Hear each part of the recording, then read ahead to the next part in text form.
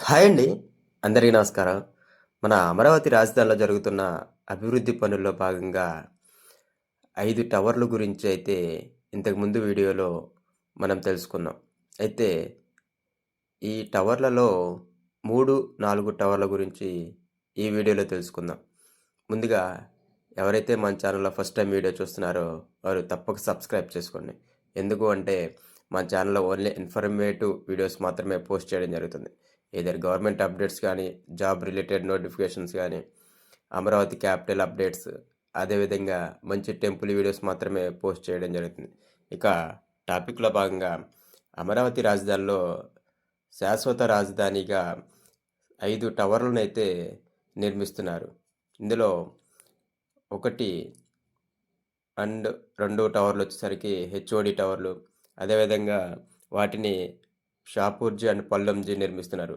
అదేవిధంగా 3, 4 టవర్లు ఎల్&టీ కంపెనీ వాళ్ళు నిర్మిస్తున్నారు. ఈ 3, 4 టవర్లు 1664 కోట్లతో అయితే ఈ 3, 4 టవర్లయితే నిర్మిస్తున్నారు. ఇంకా ఐదో టవర్ వచ్చేసరికి జీఐడీ టవర్.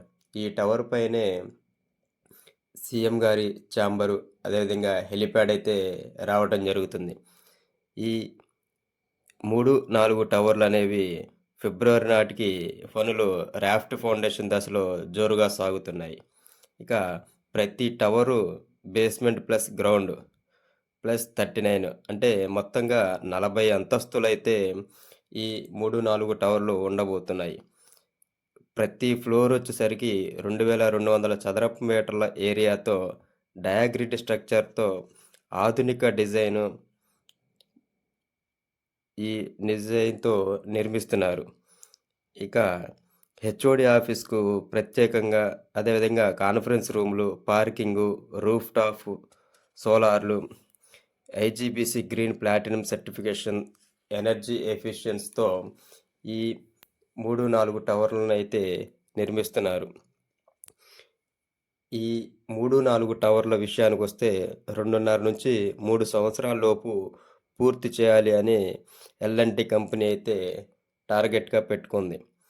ఈ టవర్ల సచివాలయం కాంప్లెక్స్ వరల్డ్ క్లాస్‌గా మారనుంది. 32 ఎకరాలతో జీఏడీ సెక్రటేరియట్, హెచ్ఓడి ఆఫీసులు ఇవన్నీ రాబోతున్నాయి. ఈ డయాగ్రిడ్ విధానం వల్ల లోపల స్పేస్ అనేది ఎక్కువగా ఉండటం జరుగుతుంది. హైట్ వచ్చేసరికి 190 మీటర్లు అయితే ఈ టవర్లు ఉండబోతున్నాయి.